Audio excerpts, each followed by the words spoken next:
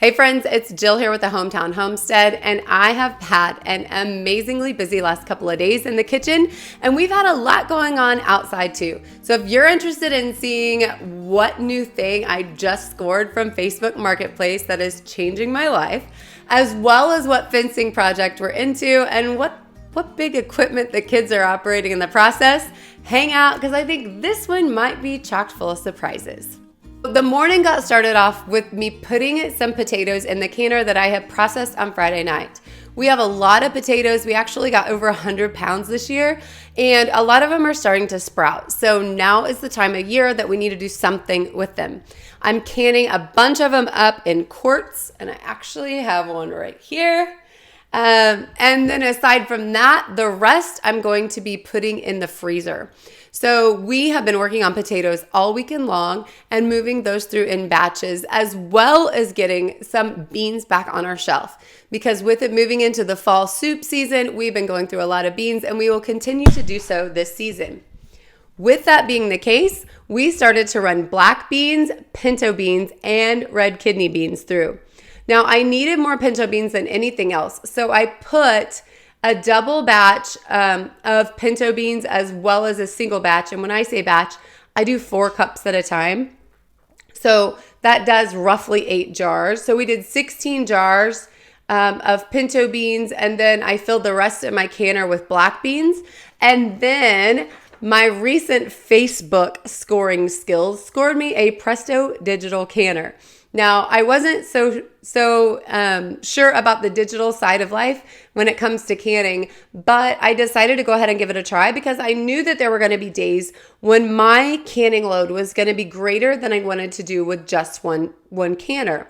Now, usually my thought process is just to get another one to go on the stove, but after doing some research, I decided to try out the digital. 1, because I wanted to keep more space open on my stove, but 2, I wanted to do something that would use electricity instead of impacting our gas bill. We actually have solar panels, so our electric isn't charged monthly, but we actually do pay for gas. So for that reason alone, I wanted to give the digital a try and see what I thought of it.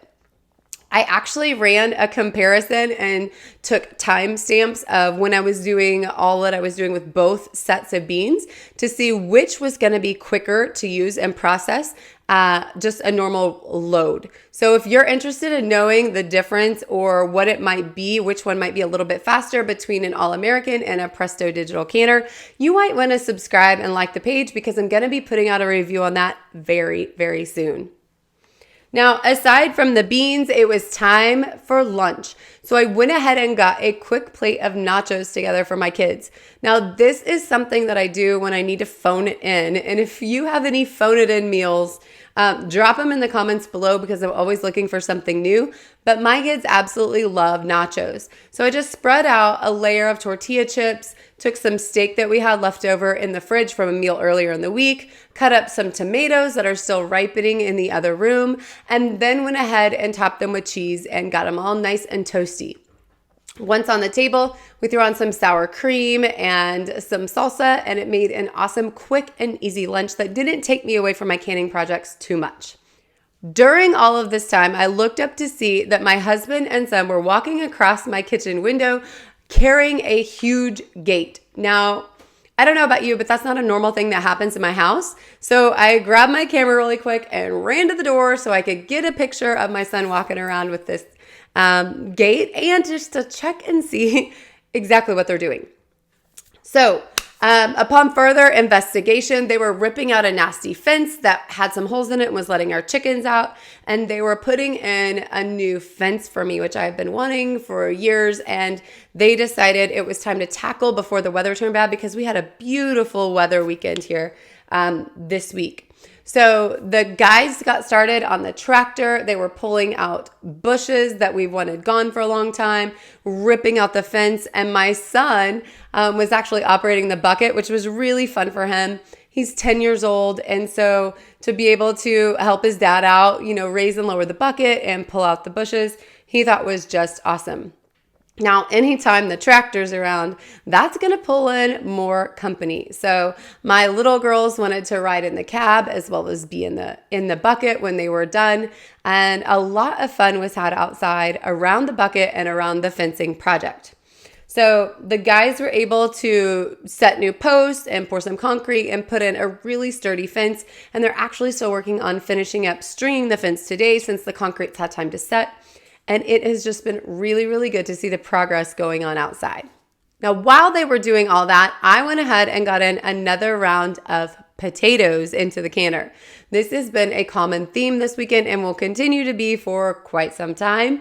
But during that time, one of my little guys went out and got the eggs, and he was so excited, and they always are, to show all of the different colors and the beauty that comes from the eggs themselves.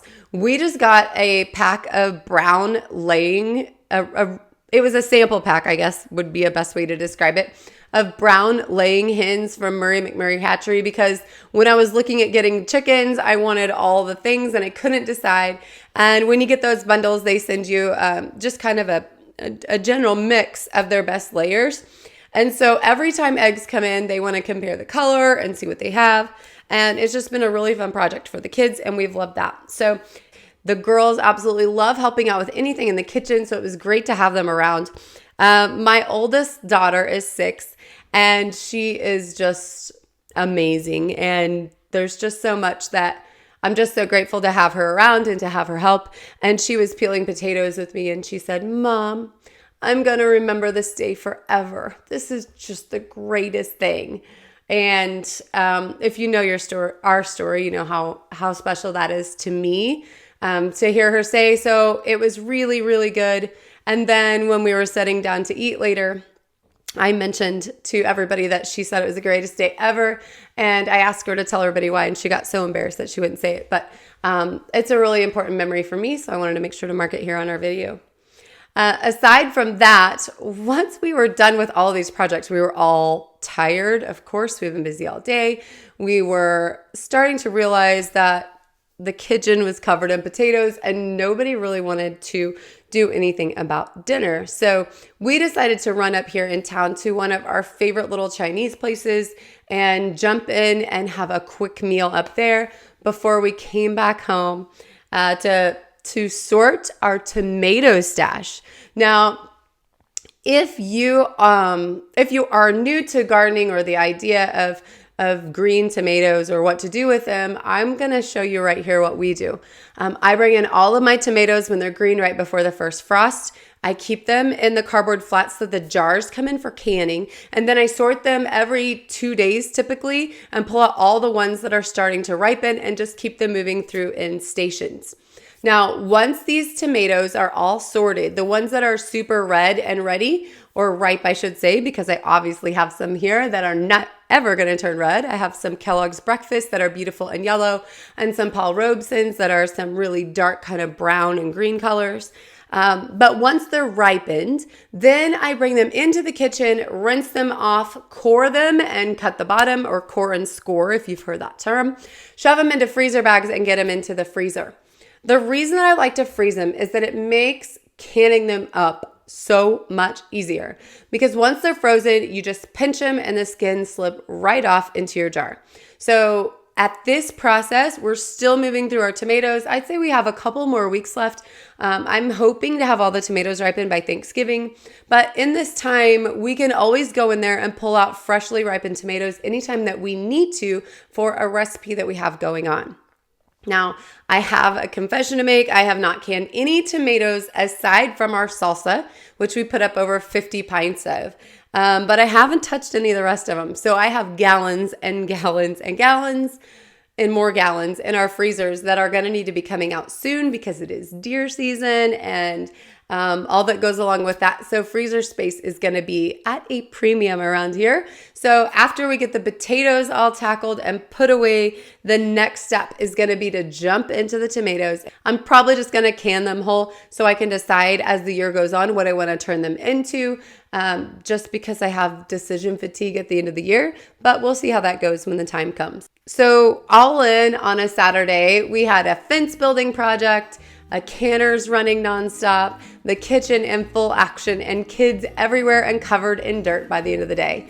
Now, I don't know about you, but for us, that is quite the amazing Saturday. And I want to thank everyone who has stuck around with us to see exactly what all went down. If you want more content like this, make sure to subscribe and also give us a thumbs up because that really helps out the algorithms. But from our house to yours, thanks for hanging out, and I hope to see you back really soon. Now, I'm going to go catch a nap. Bye, friends.